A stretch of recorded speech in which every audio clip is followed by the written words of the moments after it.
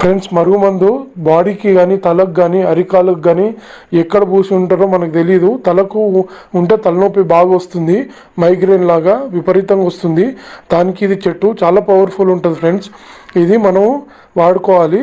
Lemons ఇలా తీసుకోవాలి. మనం మంచి మంచి లెమన్స్ తీసుకొని ముందుగా 10 లెమన్స్ తీసుకొని 8 కట్ చేసుకొని ఒక బౌల్లో దాన్ని లెమన్ జ్యూస్ తీసుకోవాలి.